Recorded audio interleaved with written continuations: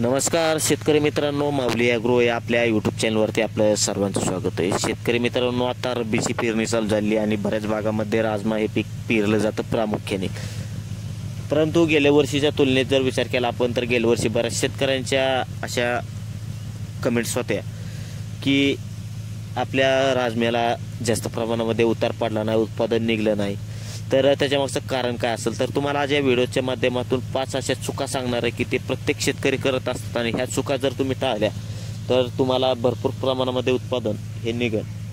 तर त्या कोणत्या चुका ते पाहण्यासाठी व्हिडिओ शेवटपर्यंत नक्की पहा आणि आपल्या यूट्यूब चॅनलवरती जर आपण नवीन असाल तर चॅनलला आपले सबस्क्राईब आणि व्हिडिओला लाईक नक्की करा. तर शेतकरी मित्रांनो, आता बऱ्याच भागामध्ये प्रामुख्याने राजमा एक पीक केलं जातं आणि पेरत असताना बरेच शेतकरी पारंपरिक पद्धतीने पेरणी करत असतात. परंतु पारंपरिक पद्धत आता अवलंबून राहणं हे आत्ताच्या पिढी म्हणजे वेळेला अनुकूल नाही.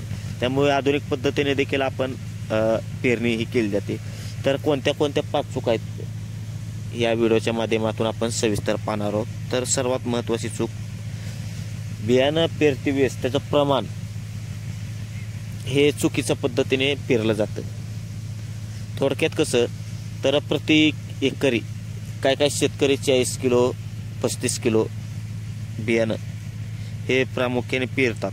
तर अशा वेळेस काय होतं तर झाडांमध्ये गॅप राहत नाही, हवा जी खेळती राहत नाही आणि सूर्यप्रकाश जो आपल्या झाडाला आवश्यक असतो तो देखील चांगल्या पद्धतीने पडत नाही. त्यामुळे आपल्याला उत्पादनामध्ये कमतरता ही दिसते. तर मग आधुनिक पद्धतीने प्रति क्विंटल प्रति एकर साधारणपणे किती किलो आपण बियाणं पेरलं पाहिजे. तर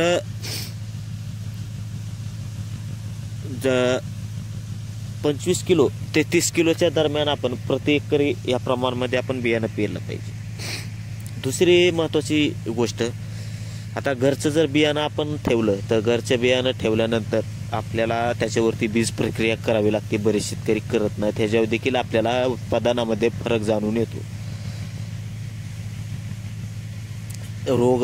रोगाचा प्रादुर्भाव, किडी, बियाणं 100% न वापरणं हे आपल्याला बरेच याच्यावरती परिणाम हे दिसून येतात. त्यासाठी आपण उपाय काय करायचा तर पेरणीपूर्वी बियाण्यावर रायझोबियम कल्चर फंगीसाईडचा वापर करायचा.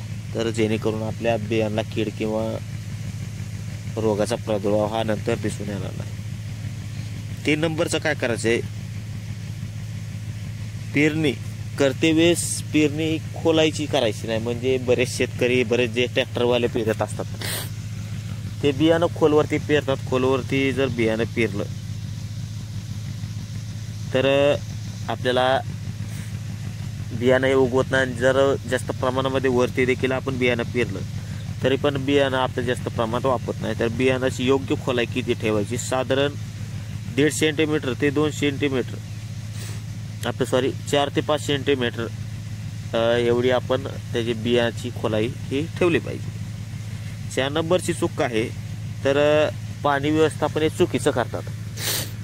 मग पेरणी केली की लगेच पाणी दिलं जातं. लगेच पाणी दिल्यानंतर बी हे आपलं कुजतं. त्यामुळे थोडंसं बियाणं उगवल्यानंतरच आपण पाणी सोडलं पाहिजे.